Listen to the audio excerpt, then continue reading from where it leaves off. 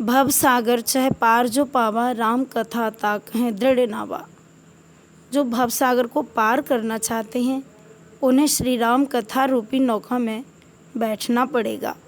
जब तक श्री राम कथा का आश्रय हम लोग नहीं लेंगे, जब तक श्री राम कथा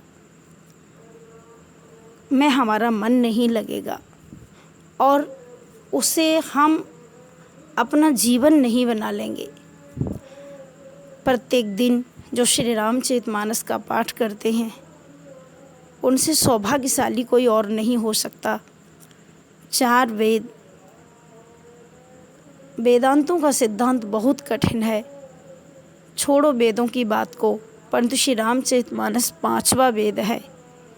रामचरितमानस का जो सहारा ले लेते हैं, विश्वास हो, क्योंकि बिना विश्वास के तो भगवान का दर्शन नहीं होता। बिन विश्वास भगत नहीं, तेई बिन द्रवहि न राम, राम कृपा बिन सपनेहु जीव न लह विश्राम। तो ये सब भगवान की कृपा के बिना नहीं होता। हमें राम कथा का आश्रय लेना चाहिए। संसार में जो लोग सुख ढूंढते हैं उनकी यह खोज मिथ्या है, क्योंकि संसार में सुख है ही नहीं।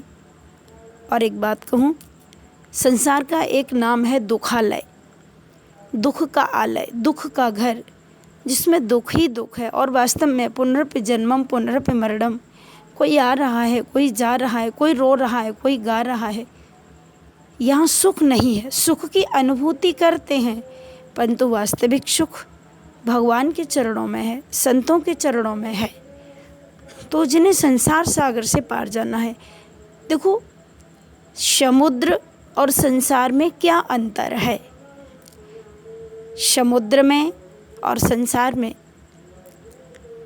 बहुत ज़्यादा अंतर नहीं है, परंतु थोड़ा सा अंतर अवश्य है।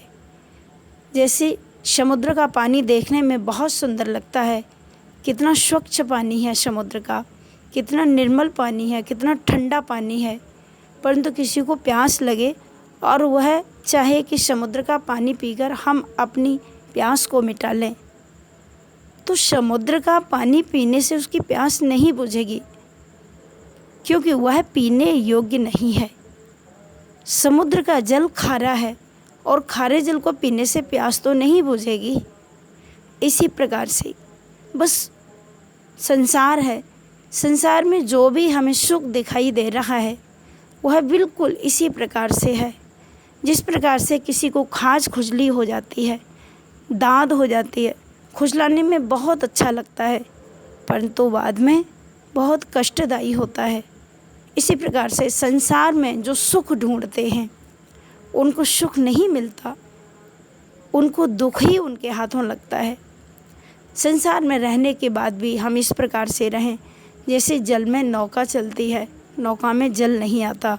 हम संसार में रहें परंतु संसार हमारे अंदर न रहे, तो संसार में सुख नहीं मिल सकता है।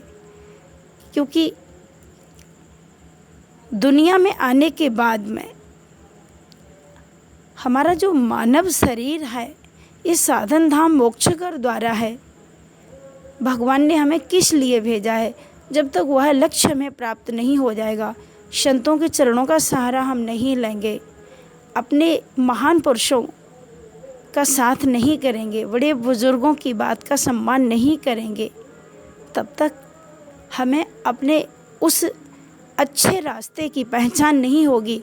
हम चलेंगे तो सही, परंतु हमें ये ज्ञान नहीं है कि जिस पथ पर हम जा रहे हैं वह सच्चा है या गलत है। जिस रास्ते पर हम जा रहे हैं वहाँ जाकर के हमें भटकना तो नहीं पड़ेगा। बस इसके लिए श्री रामचरितमानस है। जो श्री रामचरितमानस का नित्य पाठ करते हैं उन्हें वेद पढ़ने की आवश्यकता नहीं। जो श्री रामचरितमानस का पाठ करते हैं उनके सारे संकट दूर हो जाते हैं और वह इतनी सुंदर खूबसूरत ज़िंदगी जीते हैं जो संसार में बड़े बड़े योगी ऋषि मुनि भी नहीं जी सकते। इसलिए धन्य है तुलसीदास बाबा, जिन्होंने श्री रामचरितमानस को बनाकर सारे संसार का कल्याण कर दिया।